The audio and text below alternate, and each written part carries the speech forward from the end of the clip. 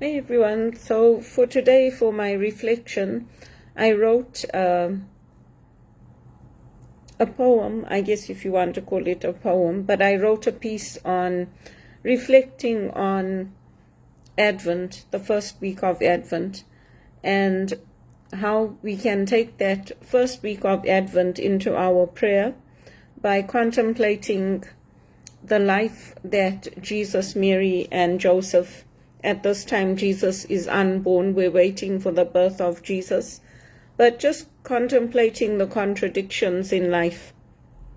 Because one of the things that we have is we have the waiting of the birth of Christ, and we have the waiting for this wonderful gift that Christ is going to bring us with new life and then eternal life, and giving us the ways to make life successful, make a success out of life, which is in the exact contradiction of what the world deems as success. So one of the reasons that I have turned against America and against going to America, which was one of my dreams, is because Americans, including the immigrants who are there now, who have made it, they are very condescending to the rest of us. It's like, it's not for you, it's for our children. We don't think you'll be successful in America and Canada. And at every point, they are aggressive, they are condescending, and they are entitled, self-entitled. And that's a very different to America that I see America was supposed to be, or Canada was supposed to be. These countries were supposed to be the countries that took in the ones that nobody wanted, the ones who were looking for fresh hope, fresh opportunity, brought you in, gave you support, gave you housing, gave you opportunities for education. And I can't speak to other people's experiences. I can only speak to my own. But I know that for me, that's not been my experience of Canada or America. And it's not being delusional, because the facts are out there. Canada is under Human Rights Watch. It's under Amnesty International Watch. It's under watch by many different organizations. So, I mean, if it's bad here, imagine how awful it would be for me if I went to America. Because I had to fight for my life, to make my own decisions, particularly around my own health care. And while we wait in Advent for the birth of Christ, who is our Redeemer, who is our King, who is coming as a baby, a helpless baby to us, we also can contemplate on what it meant for the Holy Family living under Roman rule, because I can share my own experience about how when CRA messed up my taxes, I landed up owing them over $1,000. And I was so upset with them. I said, "This is your fault." They're like, "Yes, we know, we're sorry, but you have to pay it back." And the same thing has happened with numerous other things over here. And my life has suffered because of other people making mistakes. So the Holy Family too encountered situations like that, because their people were not in authority. Their people were not the rulers. They were living under oppressive laws and oppressive regimes, if you want to call it that, because they called Robert Mugabe's government a regime. Well, lots of people call the Canadian government a regime. So that's one of the themes we can contemplate when we're looking at Advent. And how do we take that into our prayer? Do we take that into our prayer, asking God to show His light and His love, even in those circumstances? And where do we find God amidst all those challenges? one of the gifts that Jesus had at his birth was the gift of myrrh. Myrrh has very medicinal qualities, and it's the gift that was given to prepare him for his coming death. And it was very expensive, just like frankincense and gold. But what myrrh does is that it activates the brain. So it has the effects that opioids have on the brain, is the same effects that myrrh has on the brain. And when Jesus is on the cross and they lift up the sponge, which has myrrh on it, he refuses it. Because one of the things that myrrh does is that it numbs the pain that you're going through. It's an analgesic, so it's used in medicines. And when you are in that kind of pain that Jesus was in, it could have caused arrhythmia. So it could have caused his heart rate to speed up and a heart attack to occur, so that Jesus would have died almost instantly. And yet he chose to endure that suffering for us. After he went about doing nothing but good, teaching in the temples, reading the scriptures, turning out the money makers, the money changers, healing people that asked for it. And he did it for his own people first. But like many of us, it's our own people who will criticize us, who will turn against us, who will not help us. And then turning points come where he goes out and he gives it to other people. He gives the gifts he has received to other people. And then it's up to each one to make the choice to walk with him or to turn away from him. So you could even reflect on that gift of myrrh. You can read up on it if you want and contemplate why would the wise men, people who are complete foreigners, not of the Jewish race, come to Jesus bearing such finest quality gifts, and somebody who is outside of their communities. Because they were waiting. They were following the signs in the stars, in the sun, in the moon, and they knew that this was the birth of the king. But that king didn't turn out to do what he could have done. He could have turned it round, and he could have refused that crucifix, and he could have summoned the angels and the saints and his followers and overthrown that government in a revolt. Jesus could have done it. So those are just themes that I would suggest for reflecting on in Advent as we wait. We wait with a joyful hope for the birth of Jesus, even in the midst of trials and tribulations. And these countries, even here where I'm living in Canada and America, they are the aggressors. They are the ones that have the arms and the tanks and the banks, but the global south and the BRIC nations are challenging them now. And the world is in a bipolar state. So there are two great powers arising. And where does Christ fit in the midst of all that is the challenge that we are facing today as Christians. But would I go to America now? No.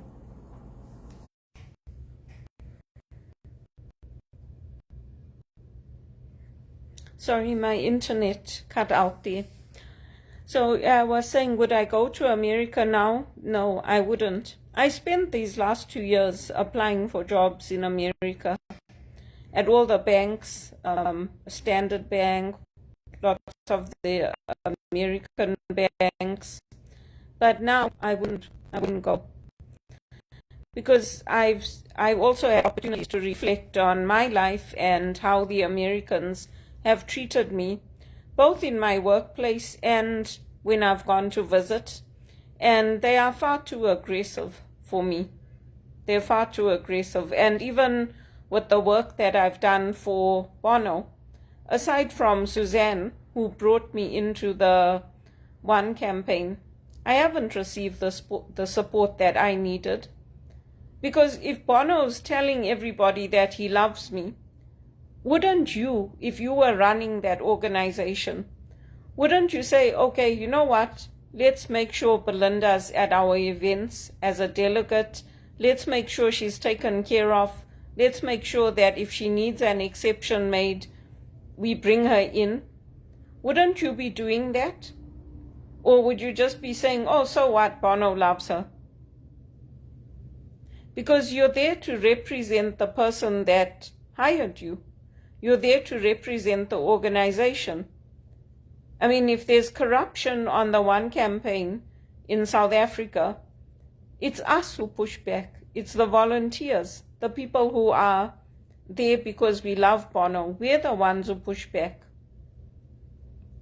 And wouldn't you say, you know what, that's a special relationship. We should be doing everything we can to make sure she has time with Bono.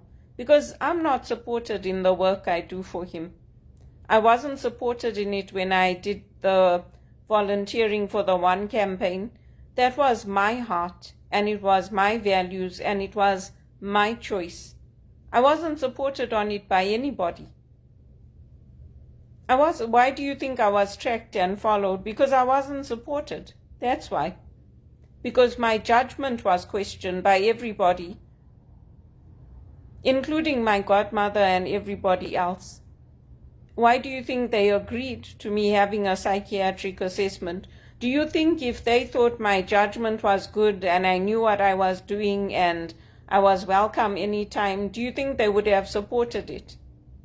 They didn't, including the police and everybody else. So it's one thing when you're going through it and you're living in South Africa or Zimbabwe. It's another thing when you come to these countries which are supposed to value migrants and refugees and professional skilled workers that come here, and you have to go through an uphill battle. Because there's only so much that the sisters can do to get me to work with Bono. There's only so much that the priests can do or Regis College.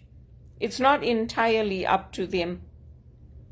And people criticize us. They're like, oh yeah, that they promoted all those genetically modified seeds and look at the drug companies. Well, you know what? Why don't you look at your own companies? Instead of focusing on me, why aren't you looking at your own lives and your own companies and what your schools are doing and what your government is doing?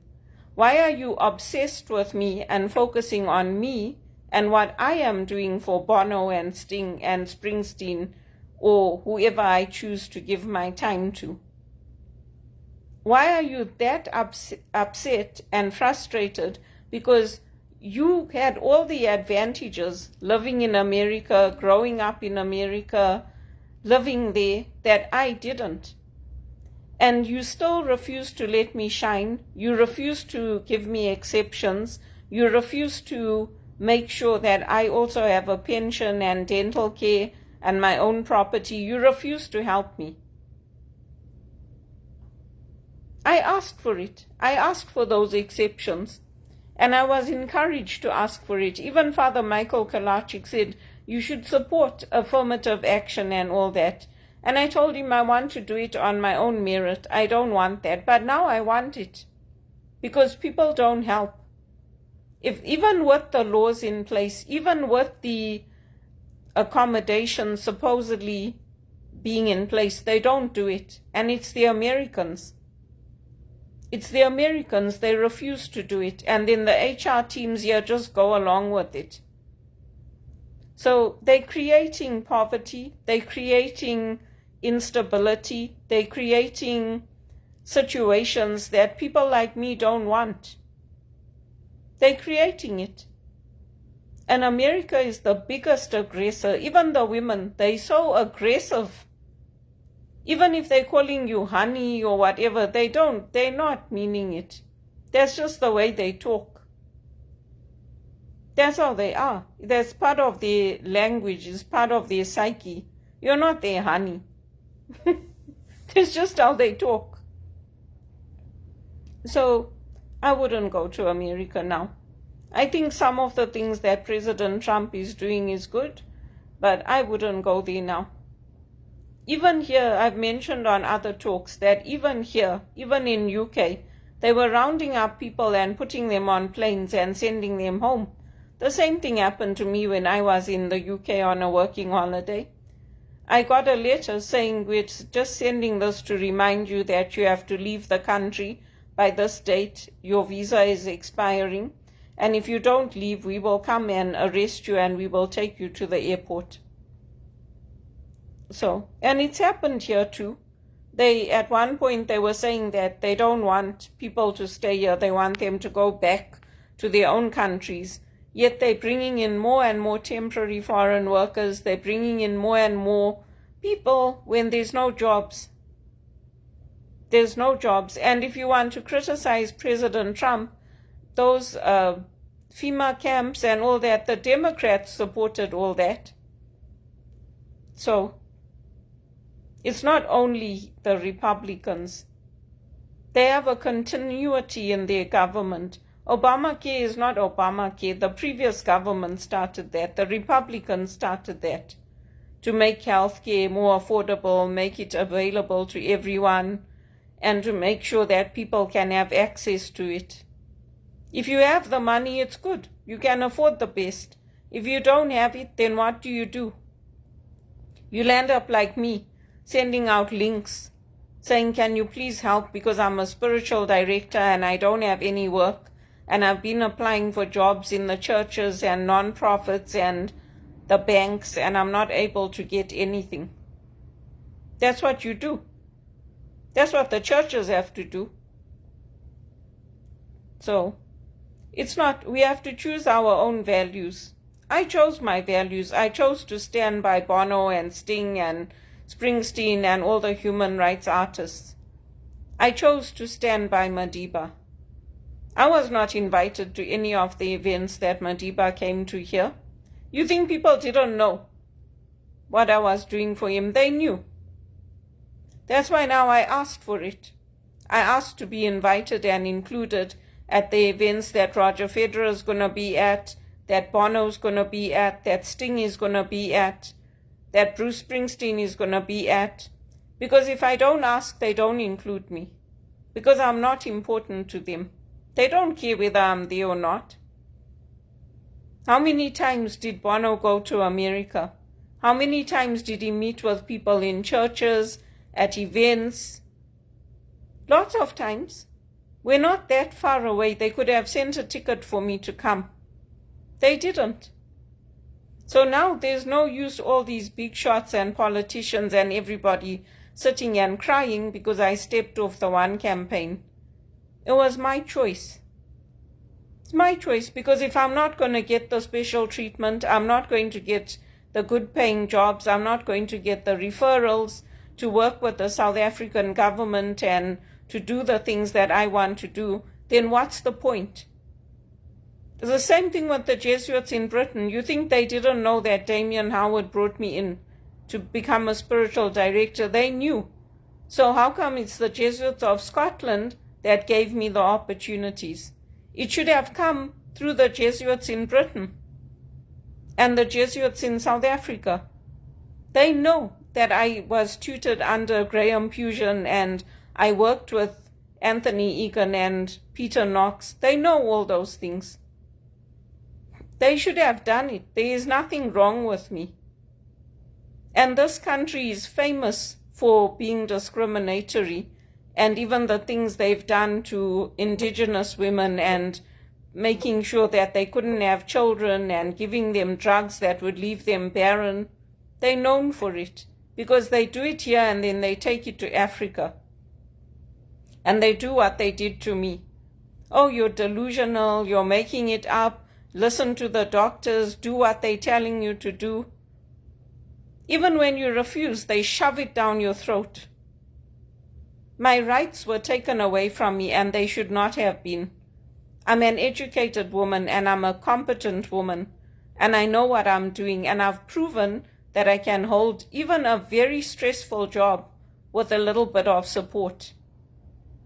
They violated the human rights here when they forced me to work overnight, knowing that I had a medical reason and a medical note, and they refused. But that's what they do. That's how they take advantage of you, just like they took advantage of us in South Africa and England and the colonized countries. Because it's like you either do it or there's no job for you. That's how they do it. So I disagree with what President Trump is saying about South Africa. South Africa pulled off a very good G20. It was very well planned. It was flawless. It was executed well. The outcomes were agreed upon. And yes, everybody wants to build bridges with America. And it's one of the biggest markets in the world. But there are other markets opening up. The women are far too aggressive in America. They're far too aggressive for me. I would rather stay away.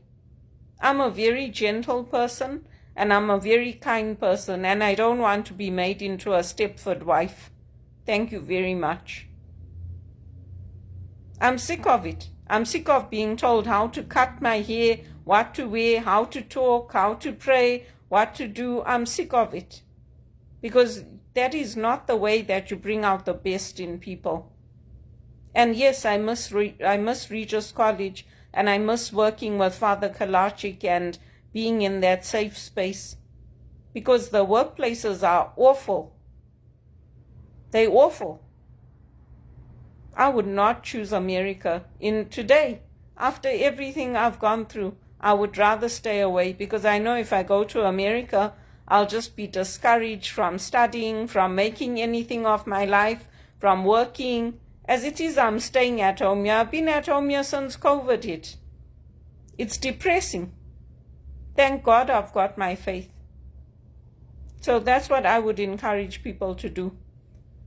Reflect this Advent on the contradictions of life and how much Canada and America have changed. It used to be the place to come to make a success of your life, to get a good job, to get an income, to get your education, not to go into slavery and have to do it all on your own. God bless them, really and truly. I pray for their minds and their hearts to change, because I didn't deserve to be treated as badly as I've been treated in this country, and to lose my health and to lose everything. It was completely avoidable. And this one campaign, I hope that now they know, they're telling everybody Bono loves me. I hope they change their attitudes and they make sure that I'm invited to the events and that I'm treated properly, and that if exceptions need to be made, those exceptions are made. Because I am sick and tired of just being used while everybody else gets all the good breaks, the good jobs, the pensions, and time with Bono. I'm sick of it. And Federer. And if I get any more messages like that, I'm going to continue to post them on social media and tell people I'm not here to be trafficked.